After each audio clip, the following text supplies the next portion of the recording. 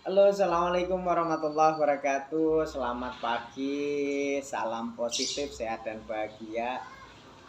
Ini saya pagi ini membuka beberapa grup dan ada pertanyaan yang menarik dan tentunya ini asik sebenarnya dibahas. Hanya saja datanya jadi kurang.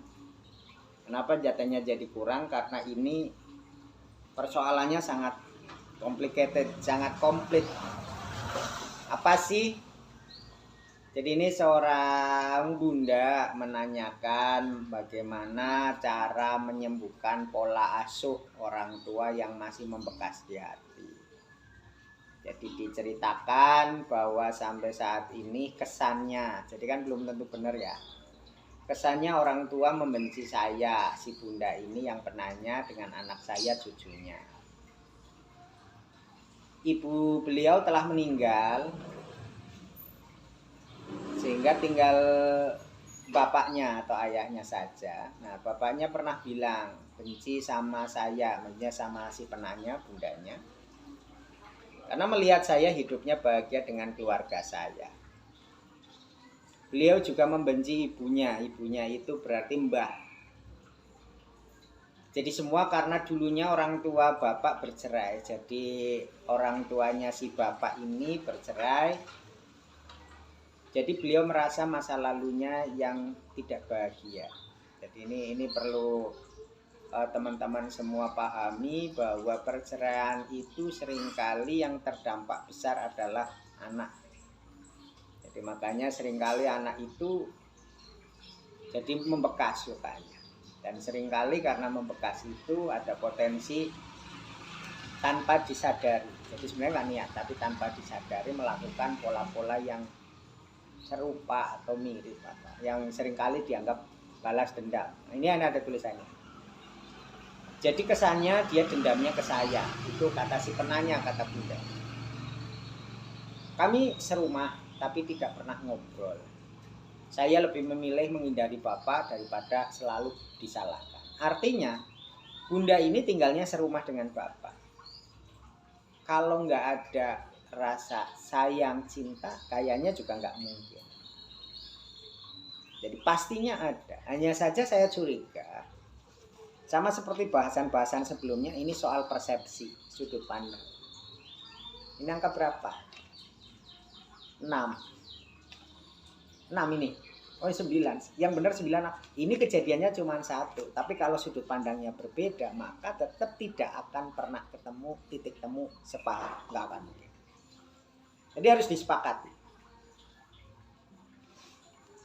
Jadi si bapak lebih baik ke orang lain daripada ke saya.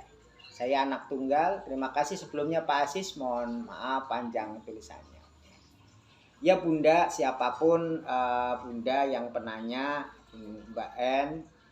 Jadi saya ikut prihatin, ikut mencoba bisa memahami bagaimana perasaan panjenengan. Oke, cara menyembuhkan luka pola asuh orang tua yang masih membekas. Jadi saya patokannya gini.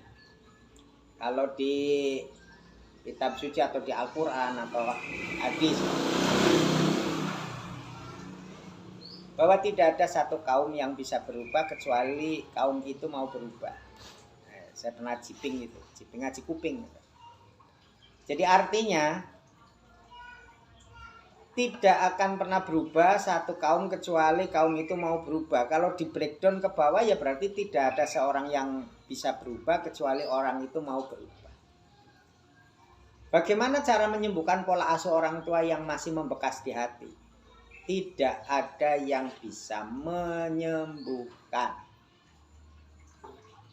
Saya ulang, tidak ada yang bisa menyembuhkan kecuali dirinya yang mau menyembuhkan, yang mau berubah, yang mau berdamai.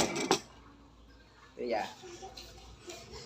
Kenapa jadi melekat di hati? Karena digenggam, karena diingat, karena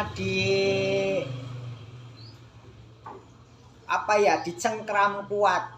Jadi beberapa orang yang datang ke geria hipnoterapi MPC atau ke layanan hipnoterapi penyebabnya ada 2. 1 terjebak masa lalu. Jadi hidupnya hari ini tapi tidak bisa dinikmati. Kedua adalah ketakutan masa depan. Jadi luka lama sebenarnya mungkin harusnya sudah sembuh. Bagaimana mau sembuh? Setiap kali lukanya mau sembuh, Anda kelupas, Anda digaruk. Jadi lukanya berdarah lagi, jadi lukanya menganga lagi, lukanya jadi makin sakit, bengkak, infeksi dan lain sebagainya. Bagaimana caranya menyembuhkan luka pola asuh orang tua yang masih membekas? Ya berdamai. Iya ada luka, ya sakit gitu. Diobati, ikhtiarnya macam-macam. Berdamai itu artinya dilepaskan, jangan diamati. Jadi ganti fokus pengamatannya. Apa ya dia benar-benar selalu membuat luka tiap waktu, tiap menit, tiap detik? Saya yakin insya Allah tidak. Pasti ada momen-momen, ada sesuatu hal yang tanda kutip punya value, nilai-nilai kebaikan. Akses ke situ. Ya kalau ngomongnya agak jauh, yang lebih mendalam, sederhana. Hakikatnya hidup di dunia ini seperti apa? Hakikatnya hidup kan ya kita lahir sendiri, tidak pakai baju, tidak bawa bekal apapun, dan besok innalillahi wa inna ilaihi rajiun, ya kembalinya kepada Allah, ya kita miliknya Allah, tunggal. Jadi nggak ada bapak, nggak ada ibu, nggak ada tetangga, karena lahir waktu di rahim juga kita sendirian. Bahkan ketika orangnya kembar pun dia punya jalur kehidupannya sendiri-sendiri. Hanya saja karena lahir ke dunia, dititipkan, diamanatkan sama Allah kepada nasabnya bapaknya, dititipkan di rahimnya ibunya. Karena dititipkan di nasabnya bapaknya, dititipkan di rahimnya ibu, ada tanggung jawab, ada kewajiban. Tanggung jawabnya orang tua mendidik anak dengan baik, menafkahi. Ya kan gitu toh? Apakah tanggung jawab atau kewajiban itu dilakukan dengan baik? Bisa dilakukan, bisa tidak. Anaknya bisa marah? Enggak. Tapi urusannya sama, hakikatnya urusannya sama Tuhannya. Jadi kalau Anda dilahirkan sama orang tuanya dilala qadarullah, enggak mampu mendidik dan enggak mampu merawat, itu urusannya bukan dengan panjenengan, tapi hakikatnya sama Allah, sama Tuhannya. Nah, panjenengan sebagai anak berkewajiban. Tanggung jawabnya adalah berbakti kepada orang tua. Apakah bisa semua dilakukan? Belum tentu juga. Apakah orang tua bisa nuntut? Tidak juga. Tanggung jawabnya hakikatnya sama Sang Pencipta. Nah, kalau sudah paham ini, maka harusnya lebih mudah untuk tidak terluka. Kenapa? Ya kan kita nggak milih orang tuanya siapa. Kita juga nggak milih anaknya nanti jadi apa. Tugasnya hanya ikhtiar. Jadi kalau yang mau menyembuhkan luka pola asuh orang tua itu adalah si bapak, maka si bapaknya yang harus punya niat untuk menyembuhkan luka itu. Misal konsultasi ke orang yang dihormati, Pak Yai, tokoh masyarakat atau orang minta masukan, maka akan diberikan edukasi pemahaman. Kalau luka-luka lamanya dibasuh dengan siraman rohani, ada beberapa teknik namanya merilis emosi. Nah, saya nggak cerita teknik terapinya deh, tapi ini kan caranya dulu. Caranya itu datang ke orang yang tepat untuk konsultasi, untuk berbagi cerita tentang perasaannya, sehingga nanti diarahkan, dibantu untuk menemukan makna dari persoalan kehidupannya. Jadi kalau misalnya dia orang tua saya cerai dan lain-lain, itu karena waktu itu mungkin masih anak-anak, rekamannya kuat. Tapi sebagai orang tua mungkin ada satu alasan yang tidak mesti dan tidak mungkin bisa diceritakan kepada anaknya, sehingga mereka memilih untuk berpisah. Mungkin kalau dia lebih dewasa, dia akan memahami. Jangan-jangan orang tua sebelumnya tidak melakukan komunikasi dengan baik, kenapa berpisah, dan lain-lain. Kalau semuanya dikomunikasikan, bisa jadi maknanya akan berbeda. Ketika maknanya berbeda, lukanya akan terabaikan. Yo pasti luka, tapi akan terabaikan. Itu satu. Yang kedua, kalau yang mau disembuhkan adalah luka lama dari si penanya, gampang. Perbanyak istighfar.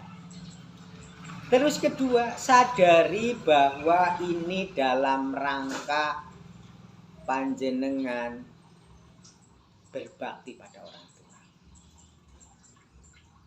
Kenali dan pahami betapa perjalanan kehidupan orang tua itu luar biasa. Artinya apa? Dia kehilangan istrinya, buah hatinya, ibu Anda. Berarti tinggal sendiri, betul enggak? Maksudnya tinggal sendiri bukan tinggal hidup di sendiri, tidak, dan tinggalnya di serumah.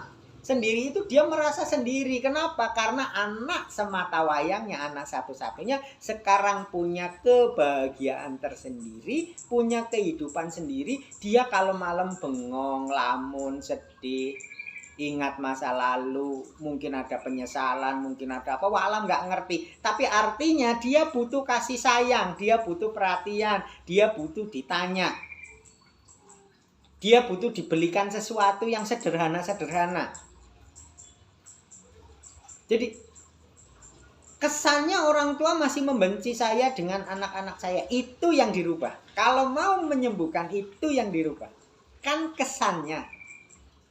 Abaikan tentang bapak ngomongnya mungkin gak enak, bahkan mungkin kasar atau apa. Tapi lakukan tanggung jawab sebagai anak untuk mendapatkan ridhonya. Karena sudah ditegaskan ridho Allah, ridho waliden. Ridhonya Allah, ridhonya orang tua. Lanjutannya malah murkanya Allah, ya murkanya orang tua. Maka ini penting waspada. Sesegera mungkin selama beliau masih ada, masih hidup, peluklah. Istighfar sama Allah, bilang sama bapaknya, Bapak mohon maaf, mohon ampun. Kalau saya belum bisa menjadi anak yang baik yang panjenengan harap. Bapak, saya minta ridhonya Bapak. Saya memahami apa perasaan Bapak.